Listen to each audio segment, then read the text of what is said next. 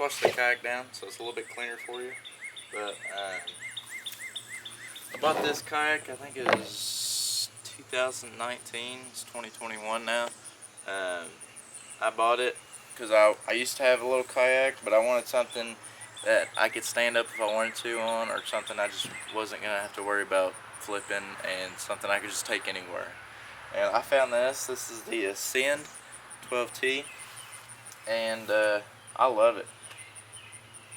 I'll go over the pros and cons that I've gathered up and things, and some things that y'all should look for when buying a boat or this boat. So we'll go over the whole boat and features.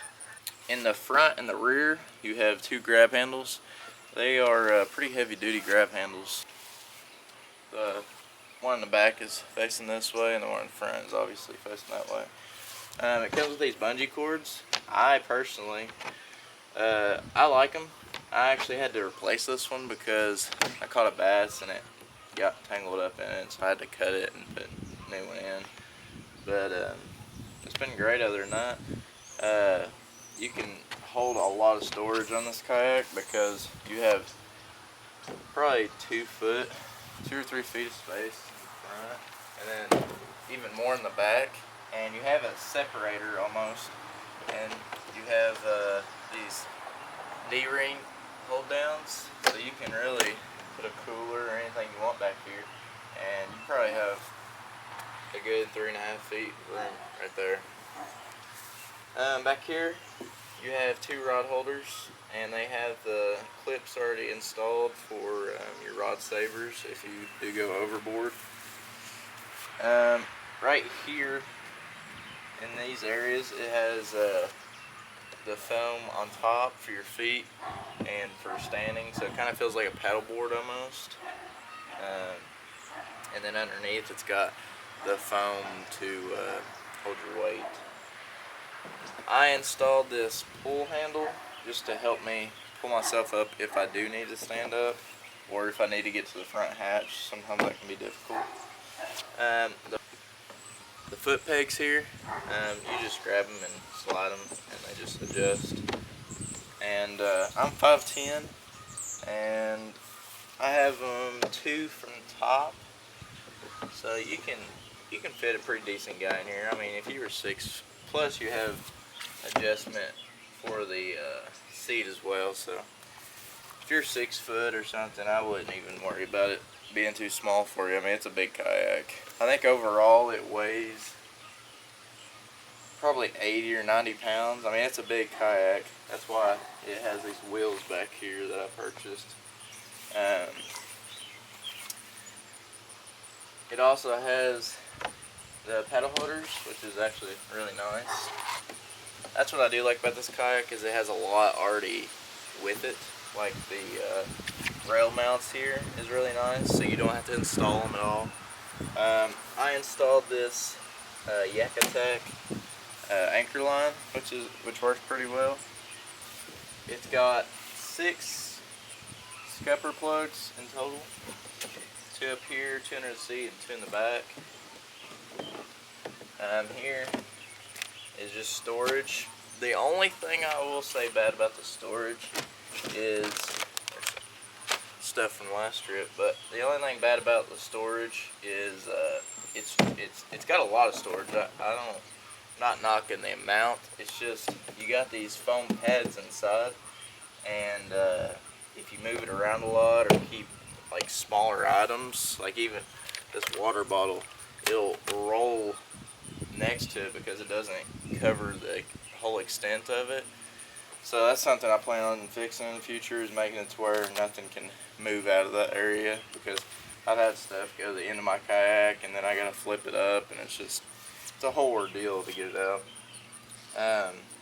One thing I do need to get for this kayak is a cover for it. That's the only thing I've kind of mistreated it as, is I meant to do it and I just put it off for so long. So that's something I'm going to be doing here in the near future.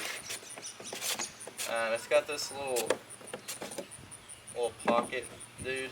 It actually, you can take the whole thing out if you need to. Here's the scupper plugs.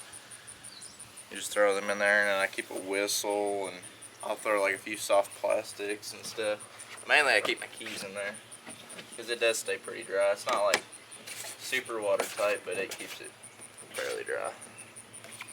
And then I also got my little rod holder here, which makes a big deal actually, because when you're trying to tie on stuff, you can start in there. Right here, I attached another D-ring, and I just put my pliers on there so I don't lose them.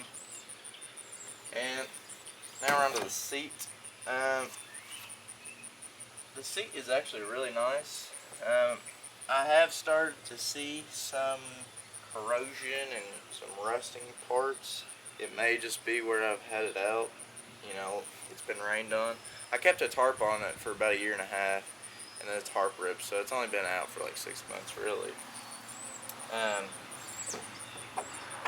I'll show you all this. So, a problem that I seen other people have, and that I ended up having, was they were supposed to fix it on these, but I didn't notice that they fixed it at all. So, whenever the seat is in these little clips, it just slides in and out of here. It's got a little square that slides in there, and then it sits down in here.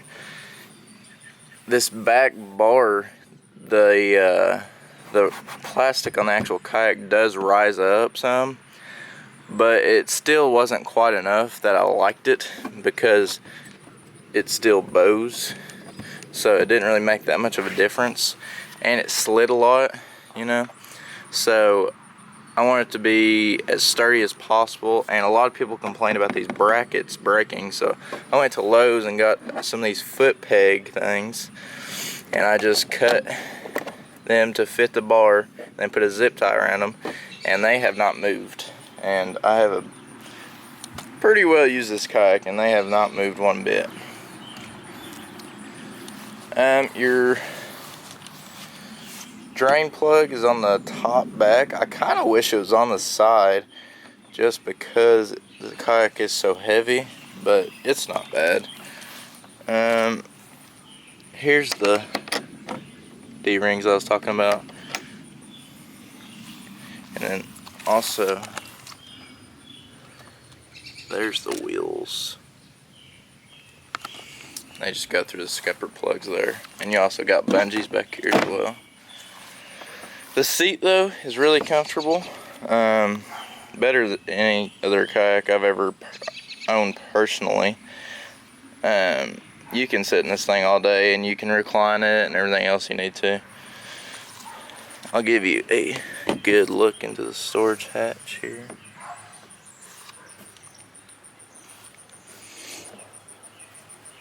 It's my hand inside of it. The foam up front has started to peel just because dirt and mud has got under it, so eventually I'll have to take it up and redo it, but that's not really a big deal, it's expected. Oh, and also I did add this cleat here just to tie off if I ever needed to. But all in all, that's basically it. I think I covered the whole kayak. I covered everything I've put on it. I also have used this for duck hunting, and it has worked just fine. It's just a big kayak, so you gotta keep that in mind, but that's what I wanted. I wanted a bigger kayak that would hold plenty of weight, because right here it says 1 person or 350 pounds, so it's quite a bit. I had my gun, decoys, a homemade blind, and my blind, but I had everything I would normally take on this kayak. It did slow it down a lot, but other than that, I didn't really have any issues. And yeah, I've really enjoyed it so far. You will run into it being bigger, having some issues, like if you're hanging out with your buddies, like I have, and they have these smaller kayaks because they can go over logs and stuff. But that's just something to keep in mind. But if you want safety and stability and comfort, this is the kayak for you. It also trails really well. Compared to lighter kayaks, this thing just, it goes straight. It may not go as fast, but it definitely keeps you straight, so it's less work that you have to do. So I think I've covered everything, and make sure to drop a like and subscribe, and if you like the kayak enough, go try one out for yourself.